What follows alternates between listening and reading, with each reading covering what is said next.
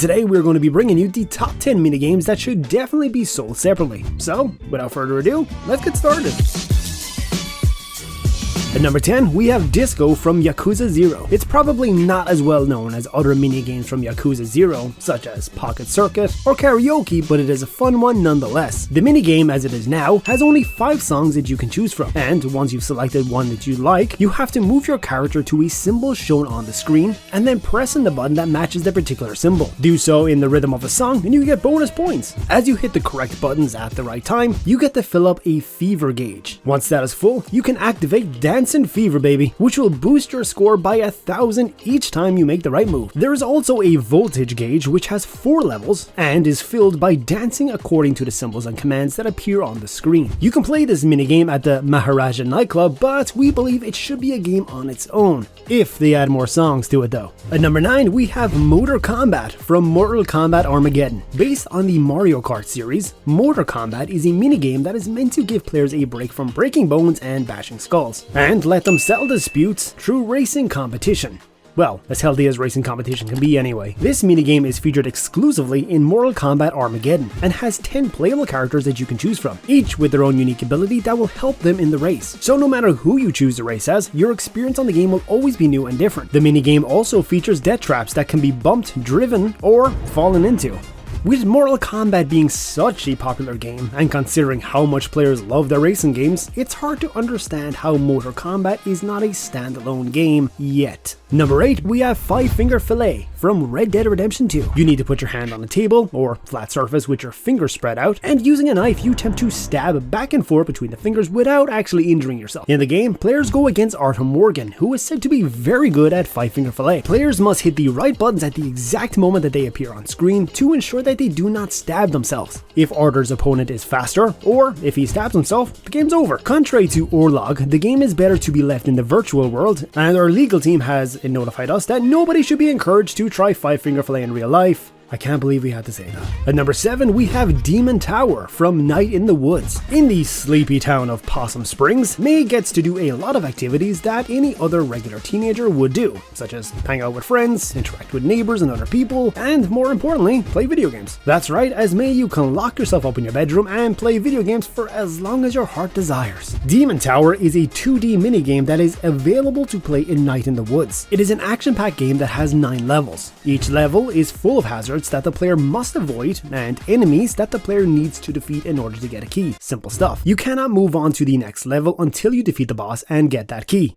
At number 6, we have the Red Menace from Fallout 4. Red Menace can be accessed through the Pip-Boy gadget that is available to players in Fallout 4. Pip-Boy is not just useful for navigating, it also has a bunch of retro games that the players can relax with after a long day of work. One of those games is Red Menace, and it's based on Nintendo's Donkey Kong. The developers of Fallout 4 knew that if it ain't broke, why fix it? So instead of changing the game mechanics, they have only changed the characters and the game colors to match Fallout's theme, thus avoiding a lawsuit and keeping their players entertained. In this game, you have to rescue Vault Girl from an anthropomorphic Chinese flag by dodging bombs and jumping barrels, while also trying to climb up the stairs. Just like Donkey Kong, but you don't need a Nintendo to play it. You can just use whatever console or PC you're playing Fallout on. Speaking of Nintendo, at number 5, we have a minigame called Squid Jump from Splatoon 2. If you ever feel like you need a break from the shooting action of Splatoon 2, you can chill at the arcade machine. This game has the player jump from one platform to another in order to avoid the rising purple ink. But that's not all. As the player progresses through the game, the levels get more difficult. The platforms become icy, slippery, unstable, or become moving conveyor belts. The game has 25 stages, and after every 10 stages, the background changes. Besides the stages, players also have a number of power-ups that they can use to help them get up faster and keep the game interesting. Squid Jump is a fan favorite, and gamers are hoping that it will get a new release in Splatoon 3, although it would be really cool as a standalone game too. Moving on, at number 4, we have Orlog from Assassin's Creed Valhalla. Orlog is a dice game made specifically for Assassin's Creed Valhalla. Contrary to what some players might think, the game is not historically accurate, as Vikings never had something like this. This is purely Ubisoft's version of how Vikings would pass time and unwind after a long day of killing and pillaging. The game has been compared to Gwent from The Witcher, both in terms of enjoyability and its cozy vibe. A coin flip decides which player goes first, and each round of the game has 3 phases. The goal of the game is to steal, in each phase, as many of the opponent stoned as possible. The game ends when one player runs out of stones. With Orlog becoming so popular among Valhalla players, Ubisoft has actually released a physical version of the game. Number 8 what's left is to make a video game out of it. At number 3 brings the minigame Triple Triad from Final Fantasy VIII.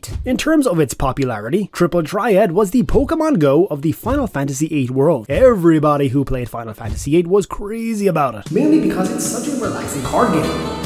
In this minigame, you face off against other players. One of you plays as the color blue, while the other plays as red, and your aim is to capture as many of the opponent's cards and then turn them into your color. The game is played on a 3x3 grid, and each player starts with 5 cards in hand. Cards can be placed on the grid as the game progresses, but be careful, because the cards have ranks. Placing one of your lower ranked cards next to opponent's card of a higher rank will cause your card to turn the opponent's color, and that's how you end up losing it. The game ends when all cards have been placed on the grid, except for the one that will remain in one player's hand. At number 2, we have a relaxing minigame set in the crazy environment of GTA 5. We're talking about golf. For a game like GTA, which is mostly known for its violence and gangs, it is quite a surprise for players to be able to immerse themselves in such a relaxing game like golf in between 2 bloody missions. Golf has appeared in other GTA titles too, but in GTA 5 it's really well done and fleshed out. The minigame is so realistic, from the crazy expansive entry fee that players have to pay, to the accurate golf clubs and the spectacular courses. The attention to detail is so great, golf could easily be turned into a standalone title as it is right now. So what is Rockstar waiting for? And at number 1, we have the bedroom from Resident Evil 7 Biohazard. In this minigame, Clancy wakes up cuffed to the bed after he has been caught by Margaret Baker. As Clancy tries to free himself, Margaret shows up with a plate of food and tries to convince him to eat it, saying that the Bakers want him to become part of the family, which would be a nice and touching gesture if they weren't trying to murder you. The whole purpose of the game is to escape from the bedroom, but in order to do that, players need a lot of stealth and patience. Each time Clancy gets off the bed in order to look for clues, he makes noise, which results in Marguerite coming back in to check on him. And that's not all. If the player isn't careful to put everything back the way it was and Marguerite notices, it's all over. Clancy cannot defend himself and, if stabbed, will take damage. After 3 hits, he will die. Eating the food that Marguerite has left for him will kill him too, so she's not a good cook. So the only way to end the game on a somewhat positive note is to find the key and GTFO. And that's all we've got for you today, folks. If you've enjoyed this video, make sure to give it a thumbs up and let us know what you think in the comments section below, and what other mini games have you enjoyed that we might have missed. And also, while you're at it, why don't you guys be really cool and make sure you subscribe and click the bell icon to be notified when we post new content, or